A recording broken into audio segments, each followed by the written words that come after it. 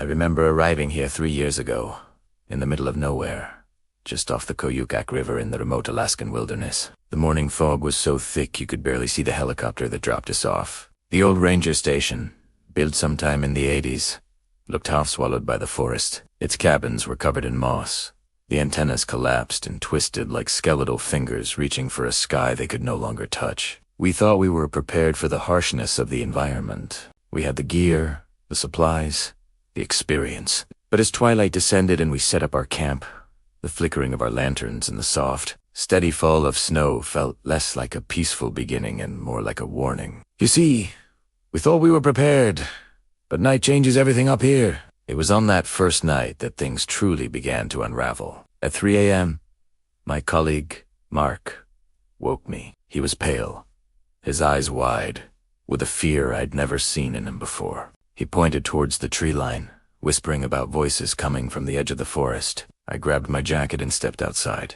The air was unnervingly still, not a single gust of wind, but there was a sound. It was faint, rhythmic, unlike anything I had ever heard before. A strange, metallic pulsing that seemed to come from everywhere and nowhere at once. When morning finally broke, the pulsing was gone, but something else was there. Footprints.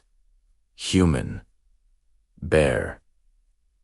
Leading away from our camp and disappearing into the unknown of the silent, snow-covered forest. We couldn't resist following them, even though every instinct screamed to turn back, to pack up and call for extraction. The tracks led us uphill through wet snow and tangled roots, the fog thickening around us with every step. They brought us to a small clearing, and what we found there stopped us dead. A cluster of abandoned military-style tents, weathered and empty, stood like frozen monoliths. It was as if everyone who had been here had just vanished in an instant. The fire pits were cold, but there were scattered notebooks, enamel mugs still sitting beside them, even a pair of glasses left on a log. We found a faded tag on one of the tent poles.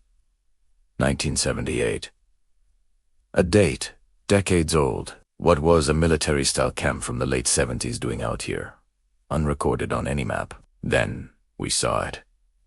A metal case, half buried in the snow. We dug it out, our hands burning from the cold, a sense of grim purpose driving us. Inside, we found old film rolls, corroded camera batteries, and a notebook filled with Cyrillic script. A Russian expedition, perhaps. I couldn't read most of it, but Mark, who knew some of the language, translated the last line scribbled frantically at the end. It chilled me to the bone. It read, "The lights are closer tonight."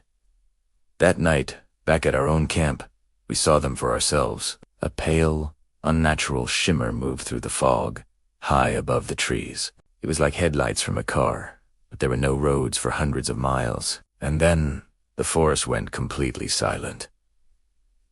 Even the wind had stopped. In that dead silence, the metallic pulse returned, a faint, rhythmic beating in the cold air. I sat in our tent, watching the lantern flicker, unable to tell if the shadows moving just beyond the light were a product of my imagination or something else entirely. Mark was haunted.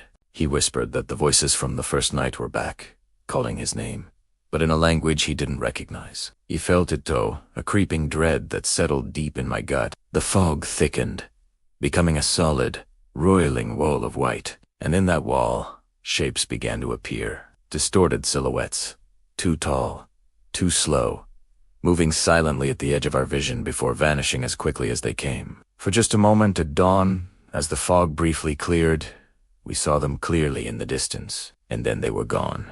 We tried to descend into a nearby valley, thinking we could get a better vantage point, but each step felt heavier. The snow-covered ridges and icy terrain treacherous. The entire forest felt like it was watching us. We reached a frozen river, the crunch of our boots on the snow, the only sound, hoping to find some sense of safety by the open space. But we felt none. Later, when we checked our satellite phone, we made a horrifying discovery. The coordinates we had meticulously written down for our camp, they didn't exist anywhere. The entire ridge we were on had simply vanished from the maps. Back in the tent that night, the hum never stopped. It seemed to seep into the very fabric of the tent, a low, mechanical thrum that vibrated through the ground. I stared at the coordinates I'd written down, this impossible location that shouldn't exist. Outside, the sky wasn't black but a strange, washed-out ash and silver. It looked wrong. Unnatural. A faint, liquid metal light began to shimmer between the trees again. We tried to reach it, stumbling through the snow, but it vanished whenever we got close. Our own hands burned from the relentless cold, yet we couldn't stop ourselves, driven by a desperate need for answers. Everything felt like it was watching us. The lantern flickered, and the shadows it cast stretched and moved as if they were alive. Mark muttered in his sleep, tossing and turning. He was dreaming of the whispering voices calling his name. The snow fell slowly, endlessly, making the forest a labyrinth of long shadows and eerie, shifting fog. I strained my eyes, staring into the trees. I swear, something moved. I'm sure of it. Over the river, the mist reflected shapes and glimmers of light that shouldn't have existed. I shivered, not just from the cold, as I held one of the old film rolls. I knew the footage on it might explain what was happening, or it might haunt us forever. The night felt alive, whispering, watching. We weren't alone, even if we couldn't see them. The hum grew stronger, a deep vibration I could feel inside my own chest. I unzipped the tent flap, heart pounding, and peered out. A flickering pale light was reflecting off the snow, casting a ghastly glow on everything. I opened the tent fully, and saw nothing, just the snow and the ever-present, moving shadows. But I knew they were watching, just beyond reach. I went back to my notebook.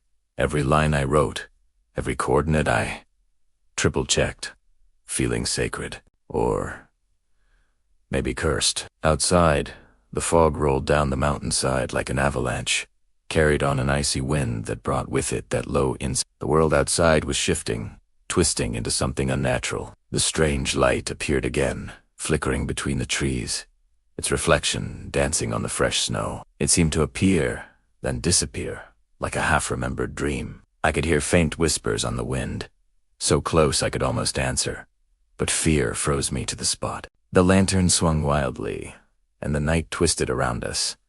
Shapes grew taller, darker. The metallic pulse was louder now, seeming to surround us, a presence that was everywhere, yet remained invisible. Every step we took echoed in the silence, louder than it should have. I could see the frost forming on my eyelashes, my own breath sounding alien in the frigid air. There was something there, just beyond our sight.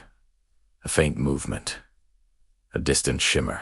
Then our campfire flickered and died, plunging us into total darkness. The darkness swallowed us whole, and yet the hum remained. A moment later, a pale shimmer reflected off the snow-covered trees. The light danced, teasing us, taunting us with its impossible, silent movements. I reached out and my fingers touched the cold metal of the case we'd found. Inside it, I knew, were secrets, warnings, maybe even messages from those who had come before, and I had a terrible feeling we were about to understand them all. The light moved, almost as if it were alive, slipping between the trees, like a phantom. Mark shivered his face, a mask of anxiety in the deepening night. He said he could hear whispers, calling his name in a language I didn't understand, a language that didn't belong in this world. Every shadow seemed wrong, too long, too dark, too deliberate. The forest closed in as the snow thickened, and I could feel its gaze on us, heavy and ancient. Back in our small camp, the lantern flickered, and I could swear I saw things move when we weren't looking. The mugs on the table, the papers scattered with our notes, they shifted, subtly, impossibly. Then a metallic hum started, a low vibration that resonated in my chest, in my very bones, as the fog swirled around our camp like a living entity. I wanted to run, to flee from this place, yet a morbid curiosity drew me closer to the forest's edge, closer to the unknown. That's when I saw them. Figures appeared briefly in the fog tall, silent, and then they were gone, vanishing as quickly as they had appeared. A moment later, our campfire sputtered and died, plunging us into total darkness. The darkness swallowed us whole, yet the hum persisted, a constant, unnerving presence. A pale, ethereal shimmer danced off the snow-covered trees, teasing us, impossible and fleeting. The cold burned our skin, but fear burned deeper, a fire in our souls. The frozen river reflected shapes that shouldn't exist, and even the sky felt wrong, heavy, oppressive, and suffocating. I scribbled coordinates in my notebook, each line feeling like a warning, a map to nowhere. The night itself seemed to move around us, alive and aware. As the lantern flickered and the shadows in the snow shifted unnaturally, Mark began whispering again, this time in Russian, his eyes wide with a terror I could feel but not comprehend. I didn't understand his words, yet I knew he heard them too. I tried to follow the light, chasing that distant shimmer through the trees, but it vanished every time I got close. The hum grew louder, almost screaming in the silence, and the fog swirled violently, enveloping us. I felt insignificant, watched, completely exposed under the gaze of something I couldn't see. The very walls of our tent seemed to move, to breathe, as if the camp itself was alive. Unreal. I reached out and touched the metal case we had found, my hand instantly covered in frost. Inside were secrets, warnings, messages left for someone, or for nothing at all.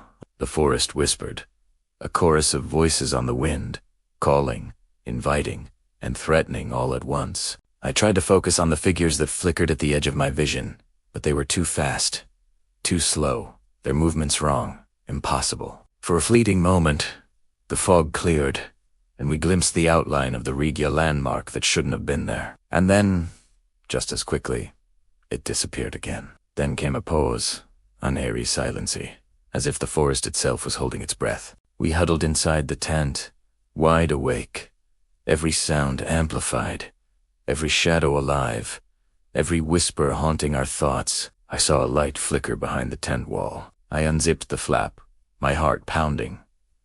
Nothing. There was only snow and the quiet reflection of the moon, yet I felt eyes upon me, an unseen observer in the endless white. Morning came, though it was gray and cold. I found footprints in the fresh snow, frozen, solid. They led nowhere. Or maybe they led everywhere. I couldn't tell. They were like memories of a place that shouldn't exist. As the fog began to rise, I saw their silhouettes again, barely visible in the distance. I felt them watching, always waiting.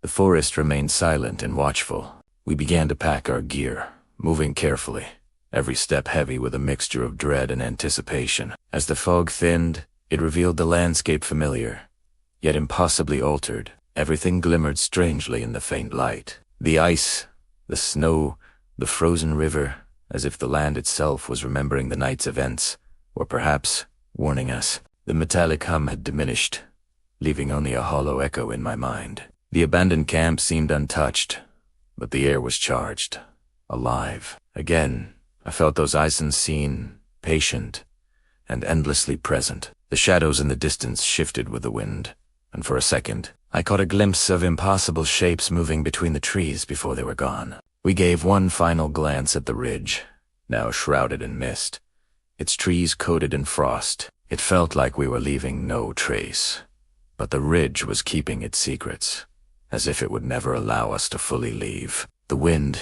carried a distant echo of that metallic hum, and a faint shimmer danced across the snow. The sound, the shimmer, they remained burned into my memory, haunting and inevitable. The helicopter finally arrived, its blades cutting through the clearing weather, lifting us away from that nightmare. We escaped, at last. Yet the forest, the mist, and that sound, ti follow me always. Thank you so much for joining me on this journey. If you were captivated by this story, make sure to hit that like button and subscribe for more mysteries from the edge of the unknown. Stay curious.